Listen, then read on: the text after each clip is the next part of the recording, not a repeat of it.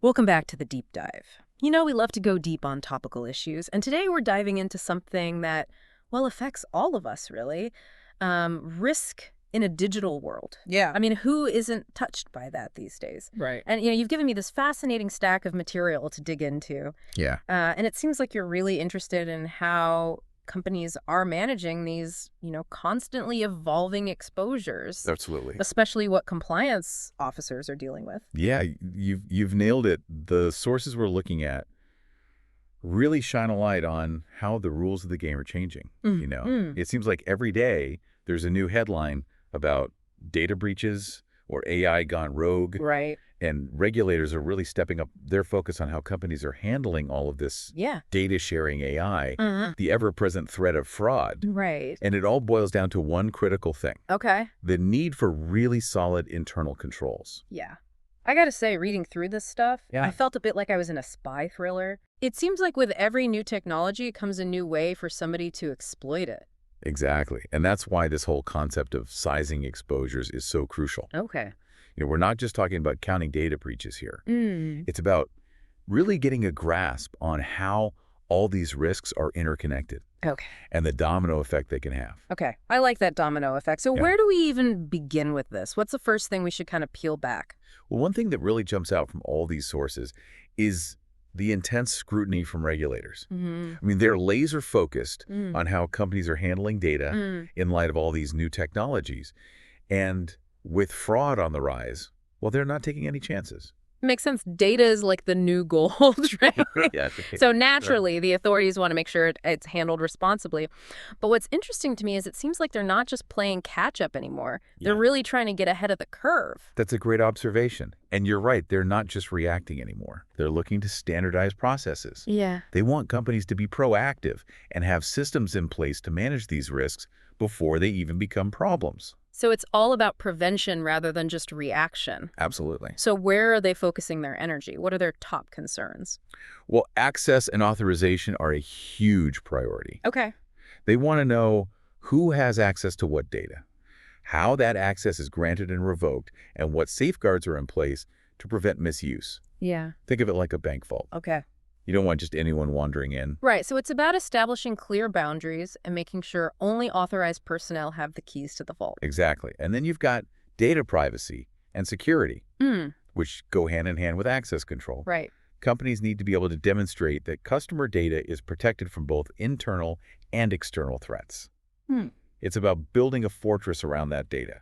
But it's not just about keeping data locked away, right? I mean, companies need to share data to function. You're absolutely right. And that brings us to the third big focus area: data sharing and transparency. Mhm. When data does need to be shared, whether it's with partners, vendors, or even within the company itself, regulators want to see clear guidelines and processes in place. Okay. They want to know that data is being shared securely, ethically, and only when absolutely necessary. It seems like a lot for companies to juggle. It is. Almost like they need a whole new department just for data management. It's definitely a complex challenge, and that's why accurate data management is becoming so critical. Mm. Regulators are moving beyond simply checking boxes. Mm-hmm. They want to see that companies can not only implement controls, but also measure and report on their exposure, essentially proving they understand the risks and are managing them effectively. So it's not just about saying we have a firewall. It's about being able to say, here's how our firewall is performing, and here's how it's reducing our risk of a data breach.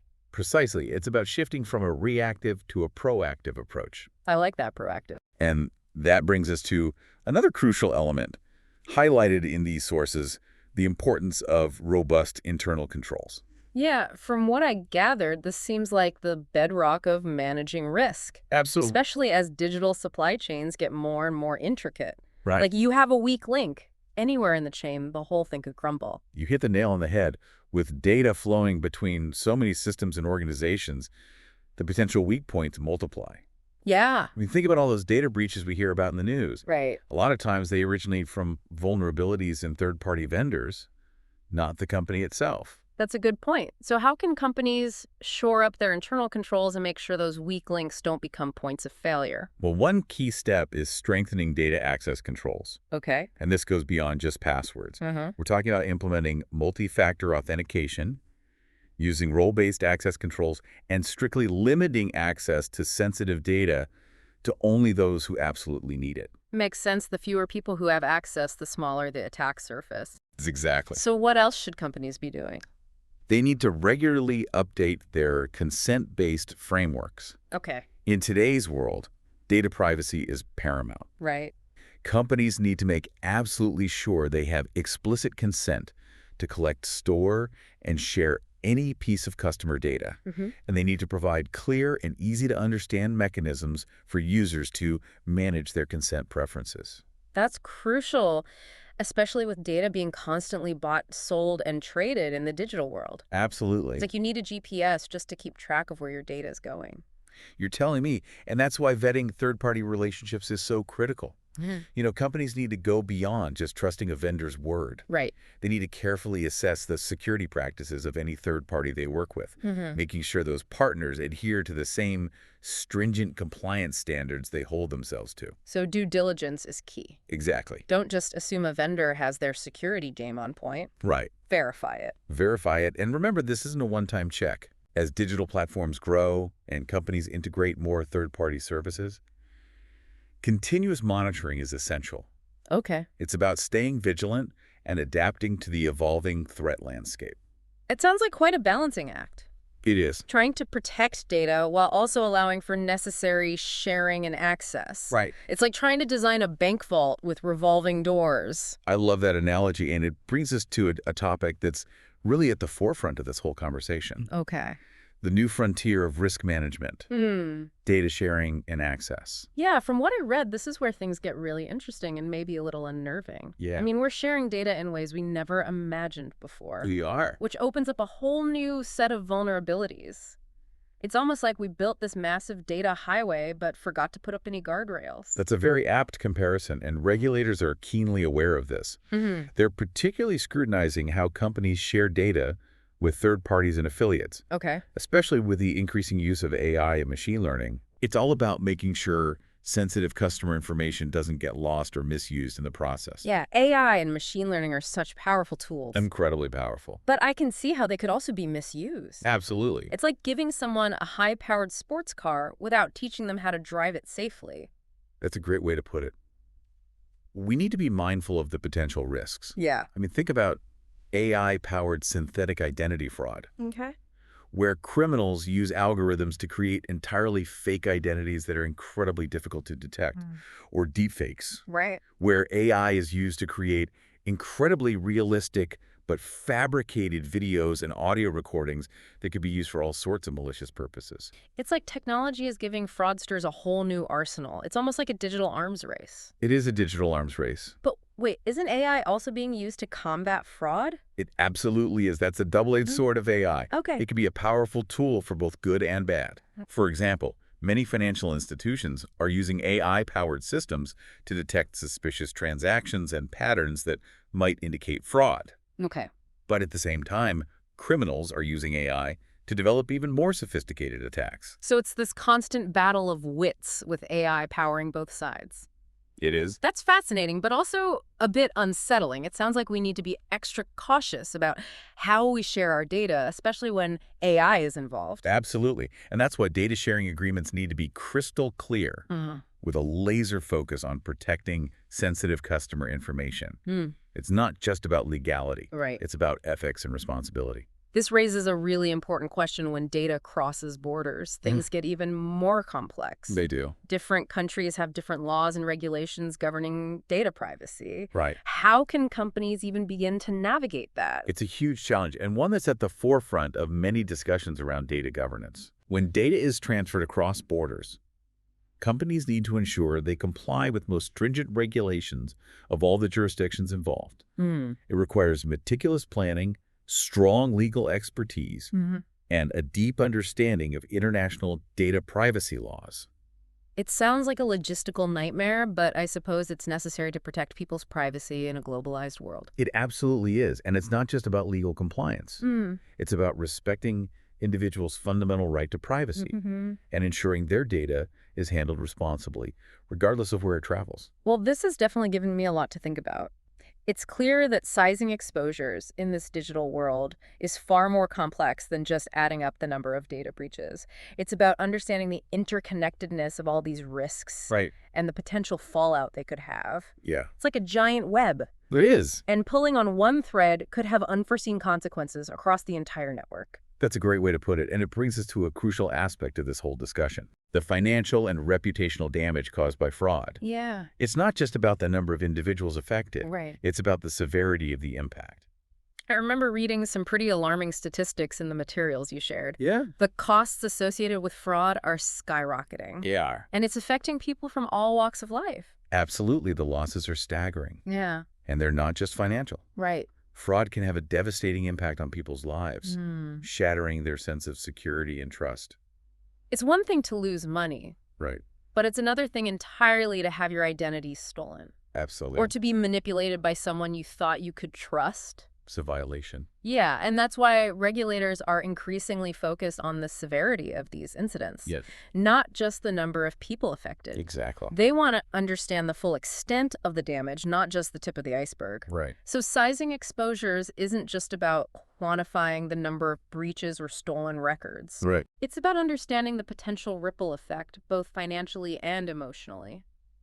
It's about recognizing that a single fraud incident can have far-reaching consequences that extend well beyond the immediate victims. I'm starting to realize this is a much bigger issue than I initially thought. It is. It's not just about companies protecting your bottom line. Right. It's about protecting people's lives and livelihoods. Absolutely. And that's why it's so crucial to have a comprehensive understanding of these risks and to take proactive steps to mitigate them. Well, I think this is a good place to pause, for now we've covered a lot of ground, and I'm sure our listener needs a moment to digest all this information. Yeah. We've talked about the changing role of regulators, the importance of strong internal controls, Right. and the complexities of data sharing and access in the digital world. Absolutely. But we've only just scratched the surface. We have. There's still much more to explore. Definitely. Welcome back to the Deep Dive. We're picking up where we left off, exploring this whole world of digital risk. And, before the break, we talked about how the regulatory landscape is changing and how companies are really grappling with this whole idea of sizing exposures. Right. But it's one thing to talk about it in theory. I'm really curious to hear about what this looks like in practice. Yeah, you're right. It's time to move from the abstract to the concrete. Okay. And to really understand the severity of these exposures, we need to look at some specific examples of fraud Okay. and how they're evolving. Okay. Let's get into it. What kind of scams are we talking about here? I know identity theft has always been a problem, Right. but I imagine it's gotten even more sophisticated in the digital age. Absolutely. Identity theft is still a major threat, but the methods used by criminals have become incredibly advanced, with date breaches becoming increasingly common. Vast amounts of personal information are ending up for sale on the dark web. Yeah. We're talking names, addresses, social security numbers, even credit card details. Wow. Criminals can buy this information and use it to impersonate victims, opening fraudulent accounts, taking out loans, making unauthorized purchases. It's a nightmare scenario. It is a nightmare scenario for anyone. It's like our digital footprints are creating a roadmap for criminals to follow. Exactly. And it's not just individuals who are being targeted, right? I recall reading in the material you shared that healthcare fraud is a growing concern as well. It's a huge problem, and it's getting worse. We're seeing a rise in fraudulent billing for medical services, scams involving counterfeit medications, even theft of medical identities. Oh, wow. And as healthcare records become increasingly digitized, the opportunities for fraud are only going to multiply. It's scary to think that someone could steal your medical identity and potentially even access your health insurance benefits. It's a violation on a whole other level. Yeah, and what makes this type of fraud particularly concerning is that it can have life or death consequences. Absolutely. If someone tampers with your medical records or uses your insurance to obtain prescription drugs, it could interfere with your medical care down the line. You hit on a crucial point. The impact of healthcare fraud goes far beyond financial losses. It can have serious implications for people's health and well-being. So we've talked about identity theft and healthcare fraud, but what about scams that prey on people's emotions? Right. Things like romance scams, which seem to be increasingly common these days. Romance scams are particularly insidious because they exploit people's desire for connection and companionship. Right. Scammers create fake profiles on dating sites and social media, Mm-hmm. often using stolen photos and crafting elaborate backstories to make themselves seem more believable. How? They invest time in building trust with their victims, often over weeks or even months, before manipulating them into sending money. It's heartbreaking. It is. These scammers prey on vulnerable people who are often lonely or isolated, Right. and they can drain their victims' bank accounts and leave them emotionally devastated. Absolutely. And it's important to remember that these scams can happen to anyone, Hmm. regardless of age, education, or social status. It's a stark reminder that we all need to be vigilant in the digital world. We do. It's like we're constantly walking a tightrope, Right. trying to balance the benefits of technology with the risks it poses. That's a great analogy, and it brings us to another point that was highlighted in the source material. Okay. The fact that these scams are not static, Hmm. they're constantly evolving as criminals find new ways to exploit technology. That's what makes it so challenging, right? It's like trying to hit a moving target. Exactly. You finally figure out how to protect yourself from one type of scam, and then a new one pops up. Right. And that's why it's so crucial to stay informed about the latest threats and to be aware of the red flags that might indicate a scam. Okay. For example, be wary of unsolicited messages, especially those that create a sense of urgency or pressure you to act quickly. And never, ever give out personal information or financial details unless you're absolutely sure you're dealing with a legitimate source. Good advice. So it's all about being vigilant and using common sense. Exactly. Don't just click on things blindly. All right. Take a moment to assess the situation. Right. And don't underestimate the importance of security software. Okay. Make sure your computer and mobile devices have up-to-date antivirus and anti-malware protection. Think of it like having a security system for your digital life. Good analogy. Yeah. Now let's talk about financial transactions. What steps can we take to protect ourselves when we're shopping or banking online?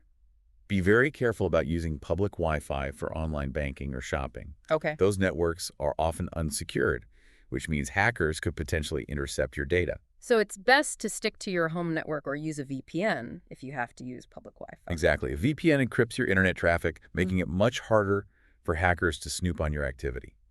And when you're making online purchases, always make sure the website is secure. Look for the padlock icon in the address bar. Right. And make sure the URL starts with HTTPS. Right. That indicates that the website is using encryption to protect your data.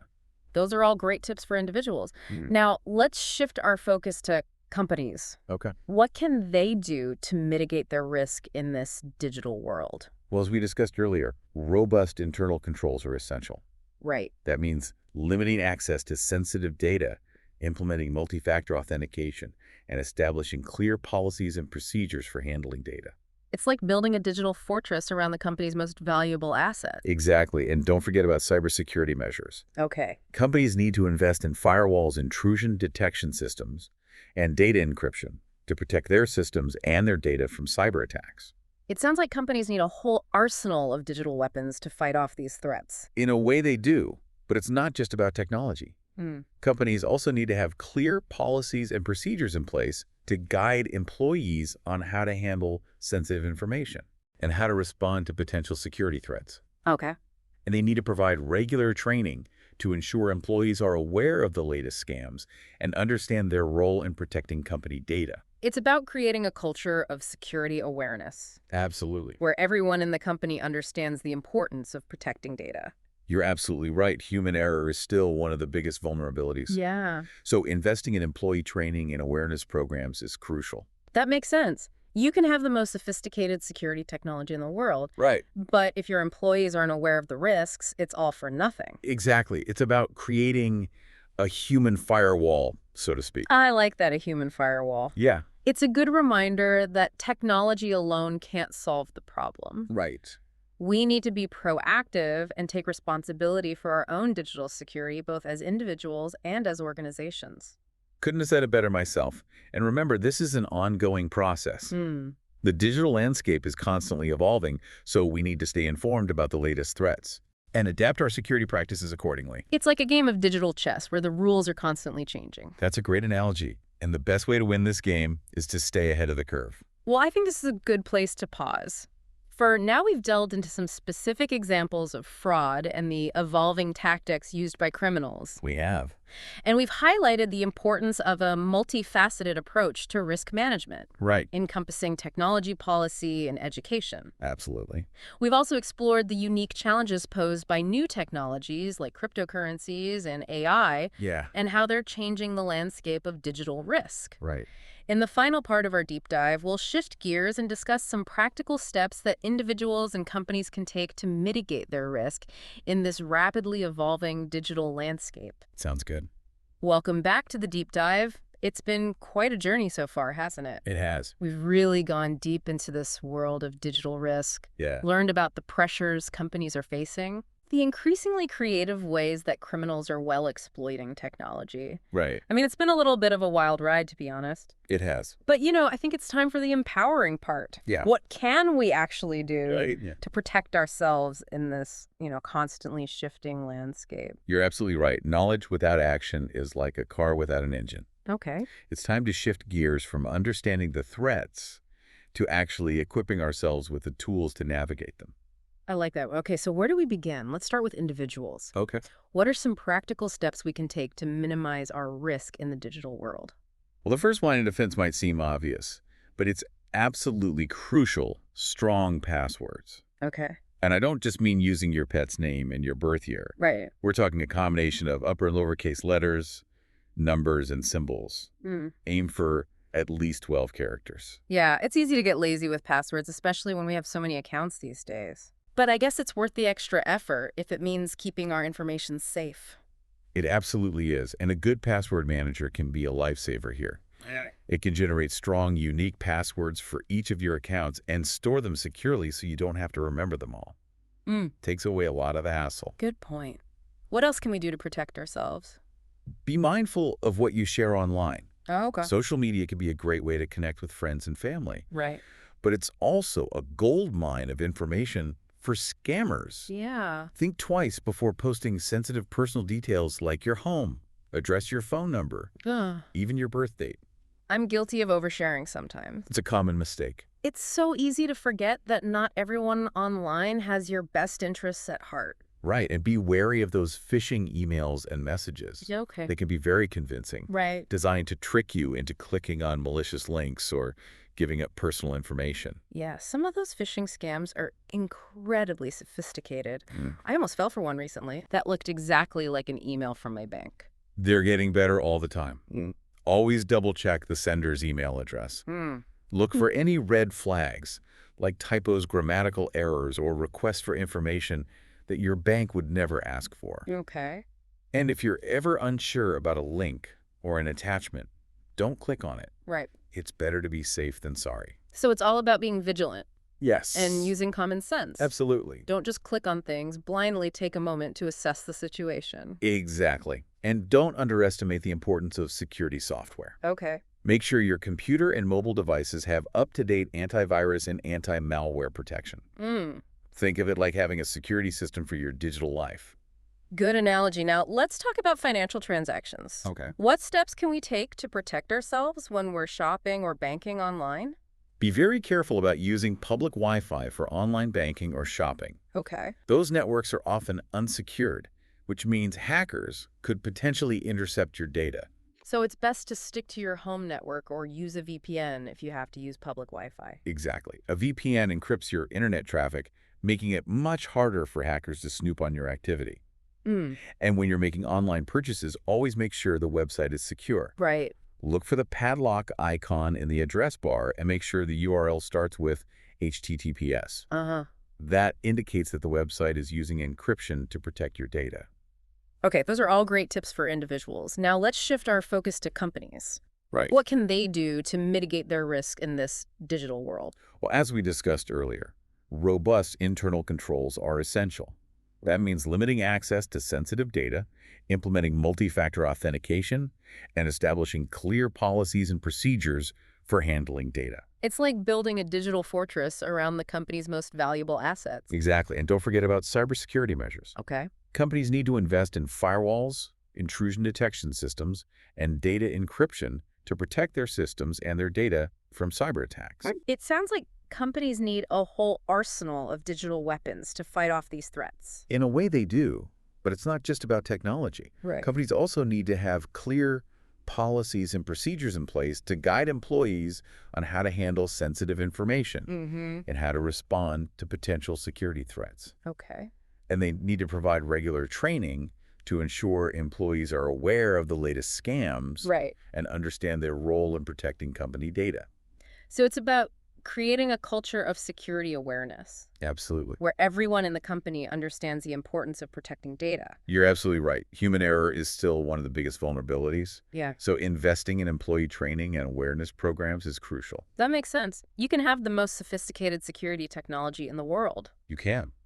but if your employees aren't aware of the risks, it's all for nothing. Exactly. It's about creating a human firewall, so to speak. I like that, a human firewall. Yeah. It's a good reminder that technology alone can't solve the problem. We need to be proactive and take responsibility for our own digital security, both as individuals and as organizations. Couldn't have said it better myself. And remember, this is an ongoing process. Right. The digital landscape is constantly evolving. Uh-huh. So we need to stay informed about the latest threats and adapt our security practices accordingly. It's like a game of digital chess, It is. where the rules are constantly changing. That's a great analogy. Right. And the best way to win this game is to stay ahead of the curve. Well, on that note, I think we've given our listener a lot to chew on today. I think so. This deep dive has been a real eye-opener for me. Me too. We've really explored the complexities of digital risk, the, constantly evolving tactics used by criminals, Right. and most importantly, the steps we can all take to protect ourselves. Absolutely. Knowledge is power. It is. And I think we've armed our listeners with a lot of it today. Yeah. So as we wrap up this deep dive, I want to leave our listeners with one final thought. Okay. This is a journey, not a destination. Right. The digital world is constantly changing. It is. And so are the risks. Mm. So stay curious, stay informed, and stay ahead of the game. Great advice. We'll be back soon with another deep dive into a fascinating topic. Looking forward to it. Until then, stay safe out there in the digital world.